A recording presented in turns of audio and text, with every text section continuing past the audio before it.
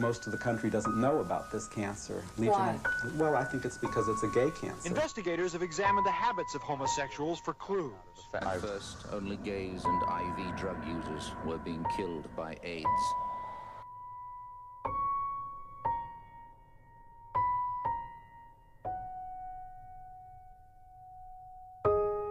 To get rid of that stigma, because it hurts. It really hurts.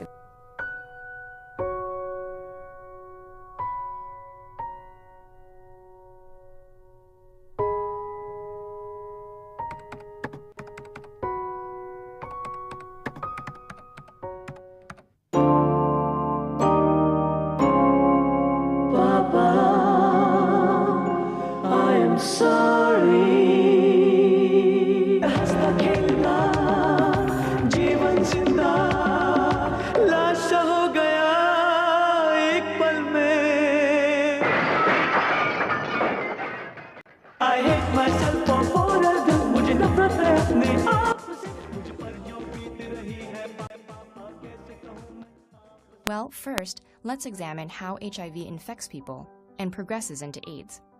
HIV spreads through exchanges of bodily fluids. Unprotected sex and contaminated needles are the leading cause of transmission. It fortunately cannot spread through air, water, or casual contact. Individuals of any age, sexual orientation, gender, and race can contract HIV.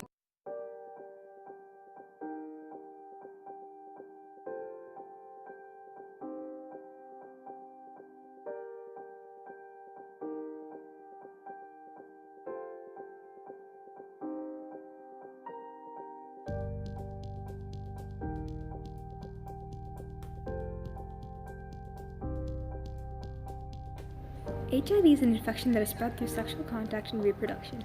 HIV attacks the immune system's T cells, which are responsible for fighting off infections. This in turn can lead to the contraction of acquired immunodeficiency disorder, otherwise known as AIDS. At this point, people experience things like persistent fever, fatigue, weight loss, and diarrhea.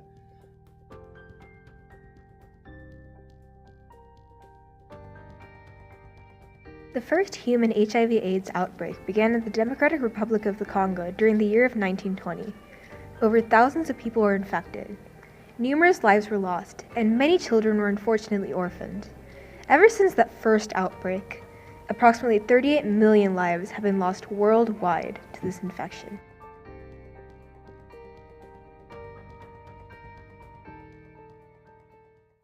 Patient Zero is the name Dr. Dritz and the medical detectives used to describe this man, the airline steward, to protect his identity. Randy Schultz reveals that he was a French-Canadian named Gaetan Dugas, Patient Zero. A theory about the North American HIV/AIDS epidemic named Gaetan Dugas as Patient Zero. It is believed that Dugas single-handedly infected dozens, maybe even hundreds, through sexual relationships with other homosexual males. As of late 2016, this theory has been disproven, and further research on the origins of HIV/AIDS in America is essential.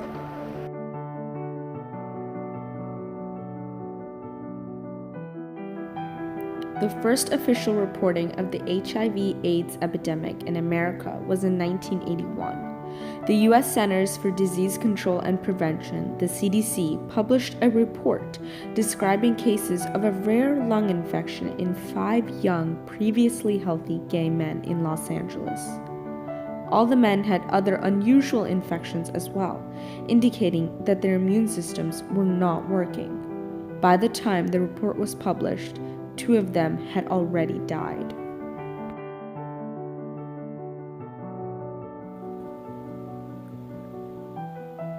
There have been many cases where people with HIV/AIDS have been discriminated due to the stigma that surrounds the disease. A memorable case involves a man named Vincent Chalk, originally just a teacher for hearing-impaired children.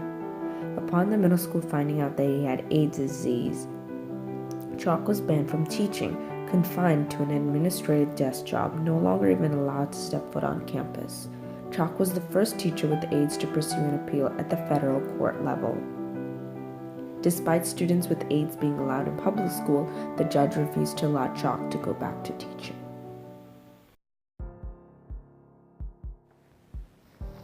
Originally, the media portrayed HIV/AIDS patients as those one would want to avoid. But fortunately, as time progressed, media began to bring awareness to the victims and educate people on prevention methods.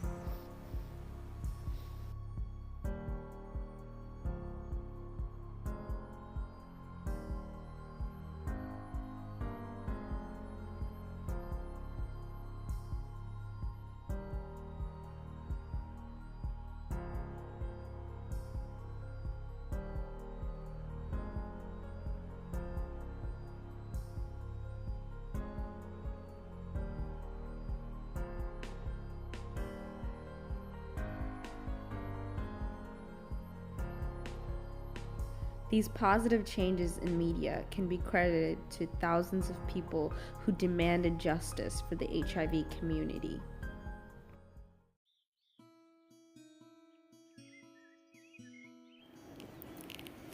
Over the years, however, the stigma surrounding HIV/AIDS has gradually improved, and the treatment and identification of the disease has become so much simpler. Testing procedures allow one to obtain quick information on their status, sometimes in a matter of hours.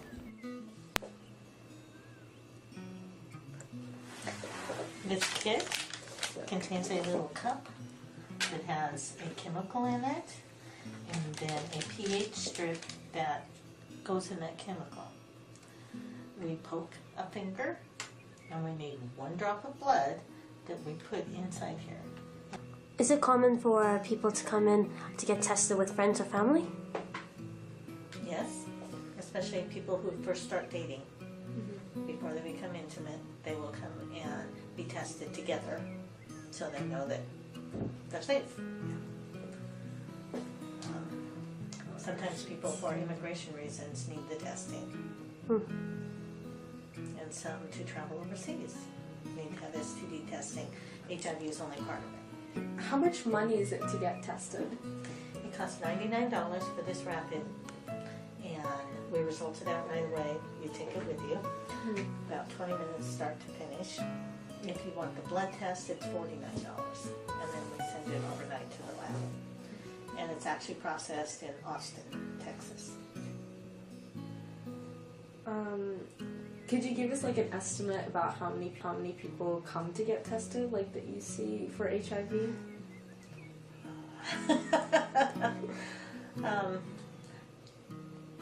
Overall, with our company, we have 2 stores. We have Plano and we have here. HIV is about 25% of our testing. A lot of people don't just do HIV. They do an STD panel, which includes hepatitis B and C, chlamydia, gonorrhea, herpes, syphilis. So, HIV is only one part of the puzzle. You can get a whole lot of other things out there that are bad. Yeah.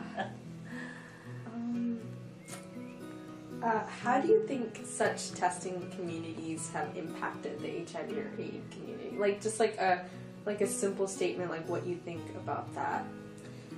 I think the ease in testing now has let people seek treatment earlier before they get really sick. We had a young man come in and all of his other STDs were clear, but he was very positive for HIV and needed to seek medical help right away. He wouldn't have known that had he not done the rapid test.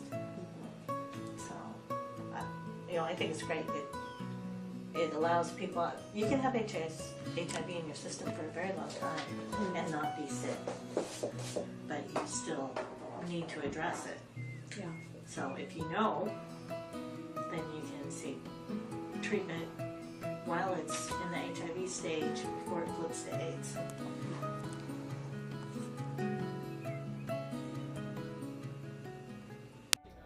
Popular celebrities in the media, such as Prince Harry and Rihanna, have also taken public HIV tests to improve HIV testing, as they're normalizing it for people all over the world.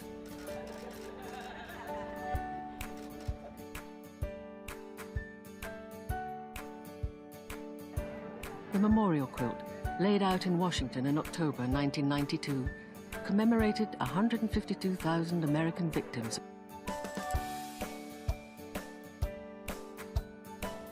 Wow, the $1 million question. I personally think that unless you just literally get people to frog march them into hospitals, I don't know whether that will happen. I mean, you can only do so much. You can only educate, you can only talk to people so much. People just need to be more aware, I think, of HIV in itself, and aware that it's not a killer necessarily these days, but the things can happen before then. So, you know, the best way forward is just continual education as far as I'm concerned, telling people. That is why people like you, no longer ignorant about HIV/AIDS and to the damage stigma has, can educate others and be inclusive to anyone you meet who is dealing with HIV. Thus, it is by coming together, we the public will help those with HIV. HIV does not make people dangerous to know, so you can shake their hands and give them a hug. Heaven knows they need it. What's more, you can share their homes, their workplaces, their playgrounds, and their toys. We all need to be alert to the special needs of those for whom AIDS is the last straw in an already heavy burden of discrimination and misfortune. Fight the virus. Fight the stigma. But not the people.